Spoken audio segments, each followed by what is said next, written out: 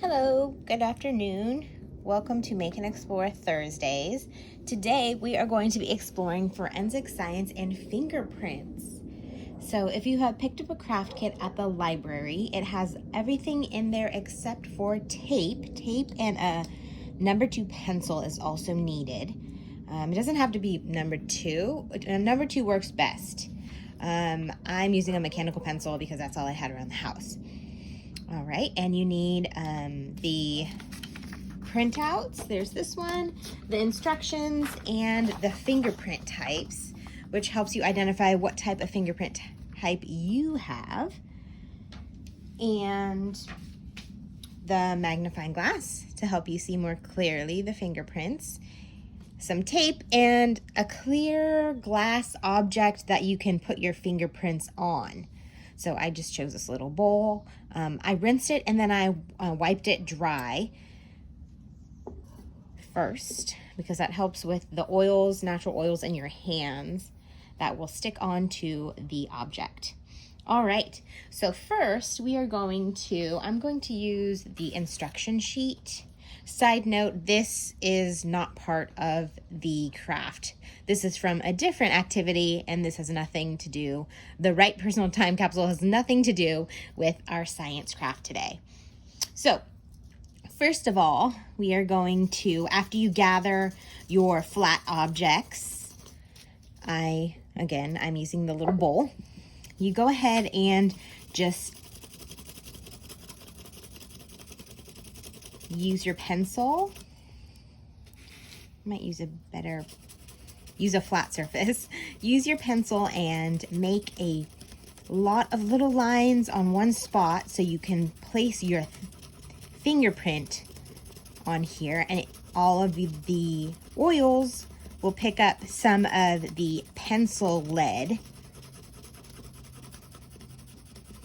All right, once you have it, some more. Once you have it very saturated with pencil, we're going to take some pieces of tape and place it on the table sticky side up, which is a little hard. You might need a little more than a couple fingers. Maybe you can have an adult help you with this part. But you're going to place a few pieces of tape upside down so the sticky part is facing up, or you know what you could do, you could also hold it like this on the very end. So I'm going to use my pinky and I'm going to push down slightly hard so you can get some of that pencil marking on your pinky. Right, you want it all on whatever finger you're going to use, and then you're going to lightly press your pinky with all of the pencil on it. You're going to press it onto the tape and just going to, you don't have to move it until you're ready to lift up. And to try not to smudge it, you go as slowly and just lift up. So now I have my fingerprint of my pinky on the tape. And now I'm going to put it on to my personal fingerprint identification sheet. And this was from my right hand. So this is my right thumb, pointer, index, middle, and pinky. So I'm going to put my pinky right here. It's sideways, but you can do it whichever way you want. And that is what my pinky fingerprint looks like. It's a little smudged at the top corner, but that's okay. And then you could actually look at it a lot closer if you use your magnifying glass, and you could see all of the ridges. And with the handy dandy fingerprint type page, you can see what fingerprint type you are and all of your different fingers. So this one, it looks like, is I want to say it's more of a double loop, especially right in the center. So that is how you can use both of these sheets. You can also use the stamp pad that's provided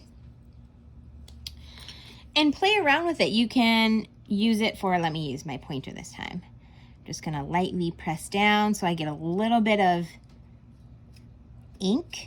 You don't even have to use tape. Let's see what happens when I use just ink. Keep in mind, if you use just ink, you might have to print out another page, but that's fine. You could also place the tape in other places as well. So I lightly press down and you just lift straight up. Oh, very cool. That one also looks like a double loop with a little bit, it could also be a central pocket loop because it looks like there's a little bit of a circle in the center. And you can use either pencil or ink on whatever objects you have at home. A fun experiment to try would be placing different fingerprints all over the bowl and having someone figure out which fingerprint that is on yours. You could put fingerprints all over this, different fingers, right?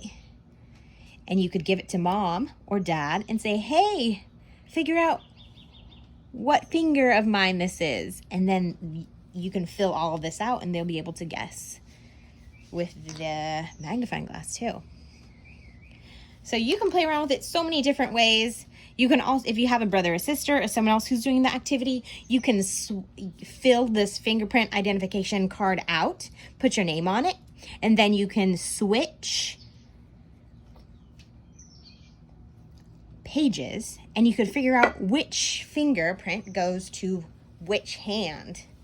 There's so many different ways. You can also create a mystery story with this page. Try to figure out who done it and whose fingerprints are on which things. That would probably be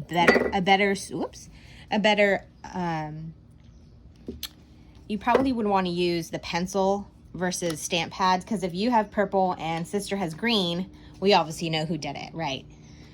So I would say pencil shavings is the way to go for if you want to create some sort of whodunit scene. All right, I hope everyone had fun. Dog wants to play ball here, so I'm gonna go. Happy summer. Thanks for tuning in. Bye.